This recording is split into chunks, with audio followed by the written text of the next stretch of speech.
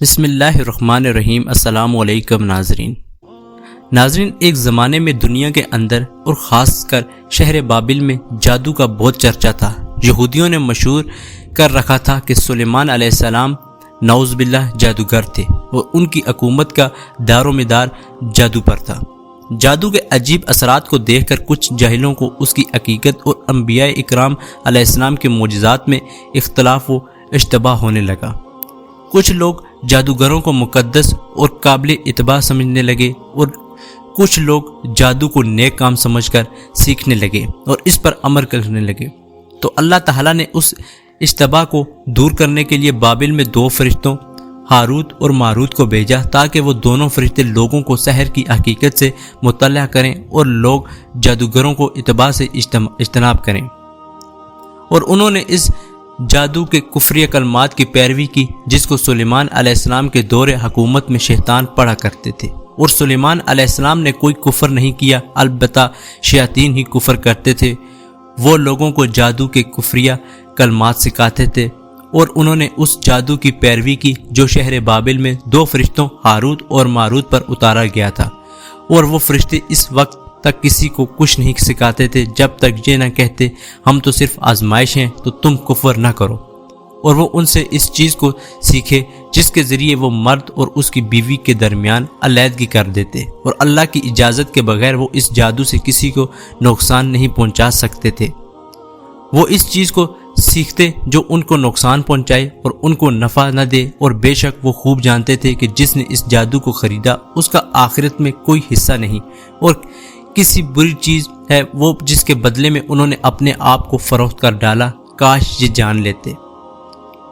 Harut اور ماروت کے متعلق جو واقعات منقول و مشہور ہیں، جس کا خلاصہ یہ ہے، بنی آدم کے گناہوں پر فرشتوں نے تحجب کیا اور کہا کہ ہے اللہ، اگر ان کی جگہ ہم ہوتے تو کبھی تیری نافرمانی نہ کرتے۔ تو اللہ تعالیٰ نے ارشاد فرمایا کہ ان کو غصہ اور شہوت دی گئی ہے جس وجہ سے وہ گناہ زیادہ کرتے ہیں، اور اگر یہی چیز تمہیں دی جائے تو تم بھی اسی میں مبتلا ہو جاؤ گے۔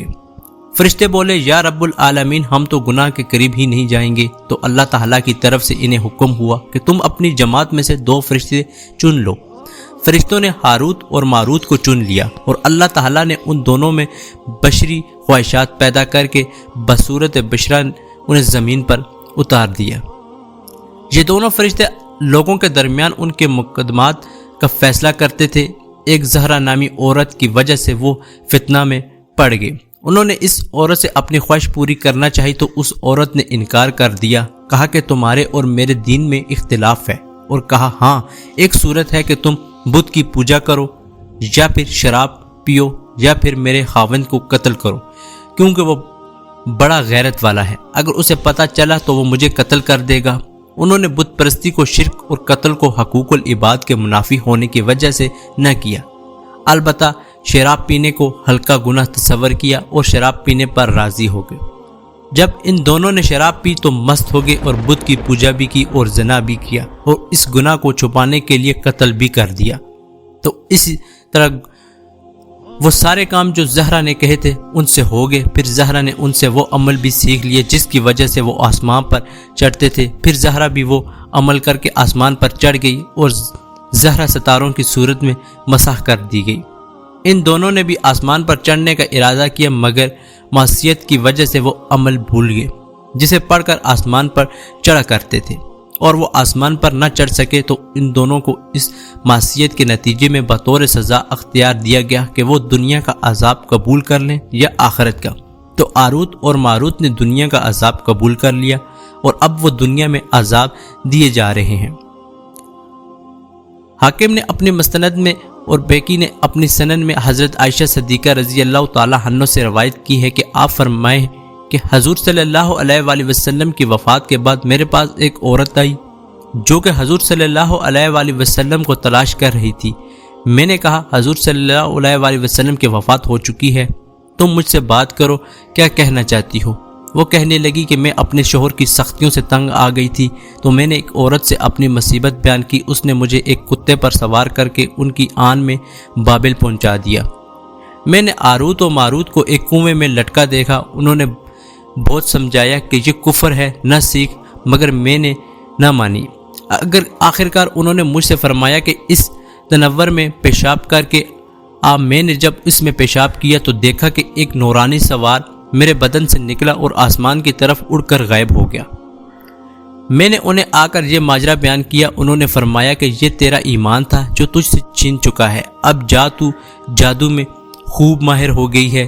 اس عورت نے کہا کہ جب سے میں فن جادو میں استاد ہوئی ہوں، اگر میں گیہوں کا دانہ زمین میں داب کر اس کا حکم کرتی ہوں تو وہ آگ آتا ہے اور فن اس میں سٹا لگ جاتا ہے، پھر فوراً خشک ہو جاتا ہے اور میرے کہنے پر وہ فوراً آٹا بن کر روٹی بن جاتی ہے، مگر میں اپنے دل میں ایمان کے نکل جانے پر شرمندہ ہوں۔ میں پوچھنے آئی تھی کہ کیا میری توبہ اب بھی قبول ہو سکتی ہے؟ حضرت عائشہ صدیقہ رضی اللہ تعالی عنہ فرماتی ہیں کہ میں نے اس عورت کو کہا کہ تم حضور صلی اللہ علیہ وآلہ وسلم کے صحابہ اکرام سے جا کر ملو۔ اس عورت کو کسی نے بھی اس کے ایمان کی امید نہ دلائی۔ ہاں، حضرت عبداللہ بن عباس رضی اللہ تعالی عنہ نے فرمایا کہ تمہارے ماں یا باپ زندہ ہوں تو جا کر ان کی خدمت کرو، ان کی دعا ہی تمہارا سہارا بن سکتی ہے۔